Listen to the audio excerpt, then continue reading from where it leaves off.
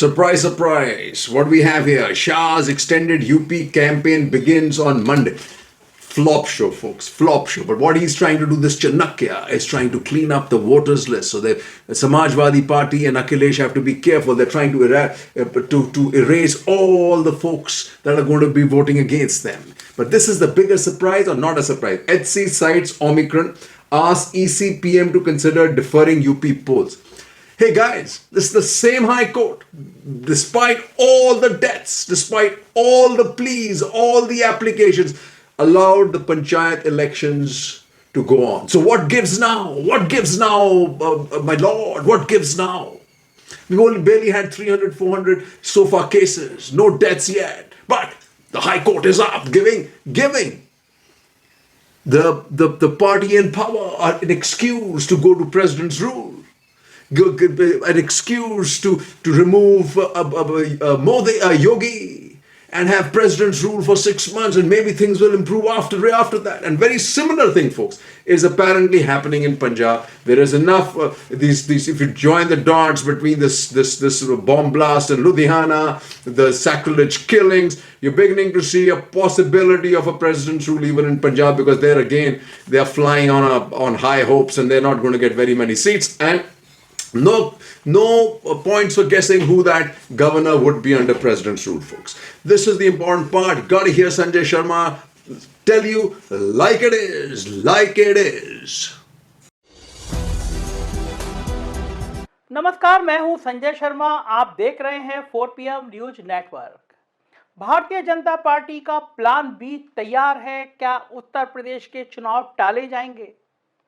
आज शाम से पूरे पॉलिटिकल खेमे में, ब्यूरोक्रेसी में एक बड़ा सवाल बन के उभर रहा है कि क्या उत्तर प्रदेश में राष्ट्रपति शासन लगाया जाएगा, 6 महीने के लिए चुनाव टाले जाएंगे। मतलब योगी जी के फेस को हटा के गवर्नर का फेस होगा, डेवलपमेंट के कुछ काम किए जाएंगे, जो सरकार के खिलाफ माहौल है उस माहौल को ठीक किया जाएगा और फिर चुनाव कराए जाएंगे। अब आप ये कहेंगे मैं अचानक कैसी बातें करने लगा, क्योंकि 7 और 8 जनवरी को उम्मीद करी जा रही थी कि चुनाव की तिथियों की घोषणा हो जाएगी। फिर अचानक ये सवाल क्यों पैदा हुआ कि राष्ट्रपति शासन लगाया जाएगा? दरअसल भारतीय जनता पार्टी बहुत परेशान है। मैं हर बार अपने वीडियो में कह रहा हूं, समझा रहा हूं, तो मैं इसलिए समझा रहा हूं कि आपको भी ये गणित समझ में आए। टीवी चैनलों पे और विज्ञापनों पे और अखबार के एड पर आप मान सकते हैं कि बीजेपी बहुत अच्छा कर रही है।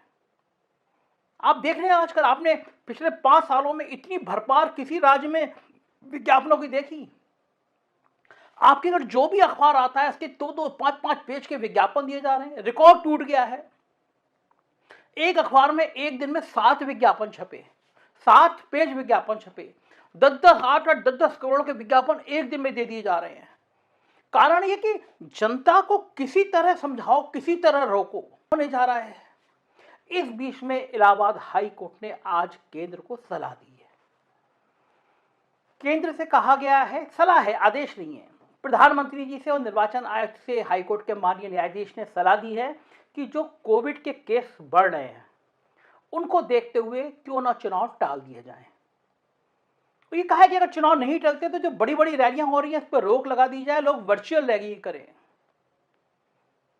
इस अकेली एक सलाह ने फिर सवाल खड़े कर दिए। माननीय न्यायमूर्ति जी, मैं आपकी शान के खिलाफ, आपकी साख के खिलाफ कोई बात नहीं कर रहा, लेकिन कुछ सवाल उठते हैं। इलाहाबाद हाई कोर्ट ने फैसला दिया था कि पंचायत चुनाव होने चाहिए। हुए नहीं रुके। फिर नहीं रुके तो हालत क्या हुई? गांव गांव में लाशों के ढेर लग रहे थे। लोग फिर गए हाई कोर्ट पे चुनाव रोकने की मांग को लेकर, मगर रोक नहीं लगी। इस देश में हाई कोर्ट पर सवाल उठाना, इस देश में सुप्रीम कोर्ट पर सवाल उठाना अपराध आता है, अवमानना की श्रेणी में आता है मिलॉर्ड। लेकिन कुछ सवाल तो उठते हैं। जब हजारों लाखों की संख्या में उत्तर प्रदेश में और देश में केस आ रहे थे, तो आखिर हाई कोर्ट चुनाव पे रोक क्यों नहीं लगा रहा था, रिट खारिज क्यों कर दे रहा था? सारे अखबारों में, सारे टीवी चैनल में आ रहा था कि लाशें, और आप तो प्रयागराज इलाहाबाद में रहते हैं मिलॉर्ड, इलाहाबाद के गंगा के तट पे सैकड़ों लाशें गंगा में बहती हुई रोज फोटो दिख रहे थे। तब हाई कोर्ट ने क्यों नहीं रोक लगाई? हम किसके पास जाएंगे मिलॉर्ड? इन नेताओं के पास, इन सरकार के पास, जो सच बोलने पे मुकदमे लगा देती है, जांच करा देती है, जेल में डाल देती है। मिलॉर्ड, आप ही तो आसरा हैं, हाई कोर्ट और सुप्रीम कोर्ट ही तो आसरा है हमारे विश्वास का, हमारे भरोसे का, हमें यकीन दिलाने का कि देश में संवैधानिक संस्थाएं मजबूत हैं, ईमानदारी से बात होगी। तब तो कहीं कोई फैसला ऐसा नहीं आया कि पंचायत चुनाव मत कराओ। और अभी उत्तर प्रदेश में कितने, आज 11 केस नोएडा में है, 7 केस गाजियाबाद में है, लखनऊ में 4 केस हैं। कोरोना बढ़ रहा है, मैं मान सकता हूं, लेकिन इतना भयानक नहीं कि सलाह दे दी जाए कि चुनाव टाल दिए जाए। अच्छा, वो ये आदेश नहीं है, सलाह है। लेकिन फिर सवाल खड़े हुए, क्या ये बीजेपी की प्लान बी का कोई हिस्सा है? बहुत दुख होता है कि कभी कभी, जब मैं आज ये सलाह देने वाले माननीय न्यायमूर्ति जी का पूरा सम्मान करता हूं, लेकिन जब देश के सुप्रीम कोर्ट का चीफ जस्टिस फैसला देता है और फिर राज्यसभा में चला जाता है, तो सवाल फिर सुप्रीम कोर्ट की साख पर भी सवाल खड़े होते हैं। बहुत मुद्दत के बाद इस समय मौजूदा सुप्रीम कोर्ट के चीफ जस्टिस, ऐसा एक चीफ जस्टिस आया है जिससे देश ने भरोसा दिलाया है कि वो सत्ता के दबाव में, वो सरकार के दबाव में निर्णय नहीं देता। एक आम जन का भरोसा जगा है फिर से, वरना देश की जजों के बारे में बात करने लगे लोग, सवाल उठाने लगे, इससे शर्मनाक लोकतंत्र में और क्या होता है? फिर चर्चा चल। So guys, Ram was used, misused, but for loot. For loot. Ram के नाम पे loot. UP government orders probe into Ayodhya land deals linked to officials. Can seek reports in a week. Opposition flag deals in house. Matter of concern. Need for inquiry. Father of Ayodhya DM also bought land 1 kilometer from temple. Congress seeks top court. BSP says cancel sale. Yogi orders probe into Ayodhya land deals. SC must monitor, says opposition. So absolutely right. Supreme Court has to monitor this investigation, because you can't investigate your own, especially not in Yogi's Raj. Definitely not. But here, look at this, guys. Look at this religion, right? Deaths, destruction of India in the name of Ram. And this is what they do to Ram Mandir. And that's, folks, is happening even with this new corridor that they're building. And anything that they do, they lay their hands on. It's only about money. It's only about money.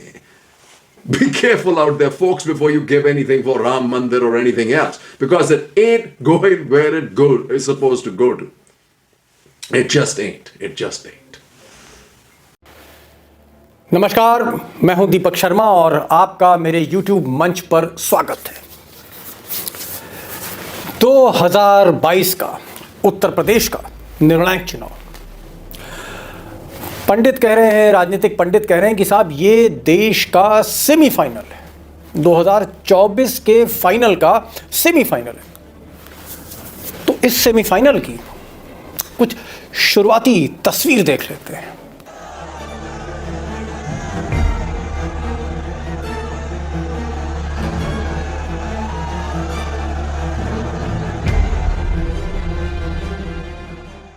अब ये तस्वीर है, ये video है अखिलेश यादव, सपा के राष्ट्रीय अध्यक्ष अखिलेश यादव की हाल की एक सभा का।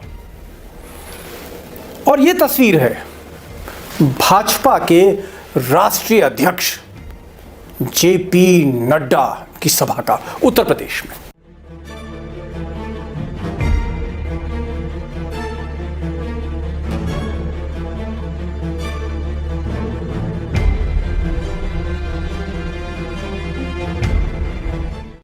अब बहुत कुछ कहना नहीं है, एक तरफ भीड़ का रैला है और दूसरी सभा में जो कुर्सियां हैं वो भीड़ के लिए तरस रही हैं, बुला रही हैं। खाली खाली कुर्सियां हैं, खाली खाली तंबू हैं। तो ये तस्वीर नंबर 1, यानी वीडियो नंबर 1 और वीडियो नंबर 2, ये फर्क मैं आपके लिए छोड़ता हूं। अब साहब, बात सिर्फ नड्डा साहब की अंबेडकर नगर की रैली की नहीं है। अगर उनकी पिछले महीने की एक और तस्वीर अगर आपको मैं दिखाऊं, तो उसमें भी आलम वही है, खाली खाली कुर्सियां हैं। और उससे पहले एक और मंत्री भाजपा के जो प्रयागराज गए थे, वहां भी वही नमस्कार दोस्तों, मेरे इस मंच पर मैं अभिसार शर्मा इस बड़ी ब्रेकिंग न्यूज के साथ आपका स्वागत कर रहा हूं। और खबर क्या है मैं आपको बतलाना चाहता हूं। खबर यह है कि समाजवादी पार्टी नेताओं और अखिलेश यादव के करीबियों के बीच जो इनकम टैक्स छापा है वो 4 दिन के बाद समाप्त हो गया है। और उसमें क्या मिला है मैं आपको वो बतलाने वाला हूं। खबर आपके सामने है, भारत समाचार की। खबर क्या है एक एक करके आपके स्क्रीन पर आ रही है। समाजवादी पार्टी नेताओं के घर इनकम टैक्स का छापा समाप्त। 4 दिन चले छापे में खाली हाथ रहा इनकम टैक्स। खबर पर गौर कीजिए दोस्तों, 4 दिन तक चले इनकम टैक्स के छापे में इनकम टैक्स के हाथ में कुछ नहीं लगा। जैनेंद्र यादव नीटू के घर कुछ नहीं मिला। अब आप कहेंगे जैनेंद्र यादव कौन है? जैनेंद्र यादव थे अखिलेश यादव के निजी सचिव, यानी कि समाजवादी पार्टी सुप्रीमो अखिलेश यादव के सबसे करीब जैनेंद्र यादव के घर में इन्होंने छापा मारा, उनके घर कुछ नहीं मिला। आगे देखिए दोस्तों, नीटू के घर से 1 लाख रुपए कैश और 400 ग्राम सोना मिला। 4 दिन के छापे में बैरंग लौटी आयकर की टीम। राहुल भसीन जगत के घर भी कोई पैसा नहीं मिला।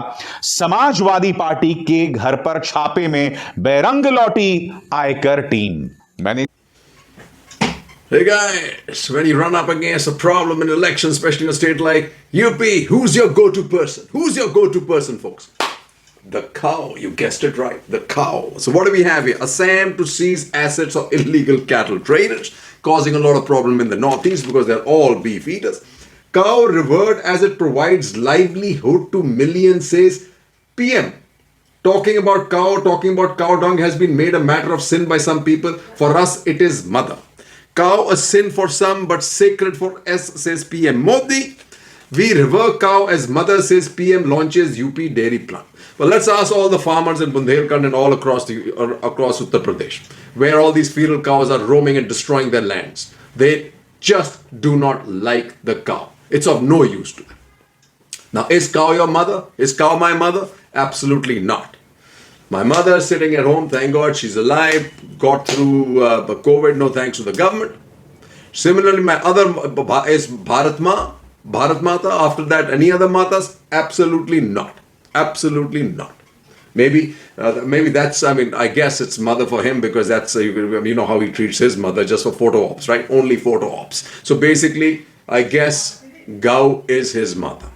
I had a very lovely guy, a Sardar in Ludhiana, going after a cow because the cow was being banged on left, right and center, eating trash. And he's saying this is what it is, right? And this is the case all across India, especially in states ruled by the BJP, where cow has become essentially a tool of hogging land and money from the government. That's all it is. And also, I think at the end of the day, this is again about trade of meat.